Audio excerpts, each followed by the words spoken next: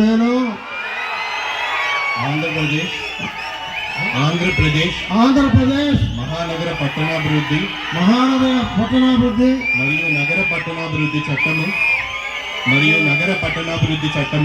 మరియు నగర పట్టణాభివృద్ధి చట్టము 2016 ద్వారా నిర్మితమైన నెల్లూరు పట్టణాభివృద్ధి సంస్థకు అధ్యక్షుడిగా ఆంధ్రప్రదేశ్ ప్రభుత్వ ఉత్తర్వుల మేరకు నియమించబడిన నేను నా పదవి నందు ప్రభుత్వ నియమ నిబంధనలకు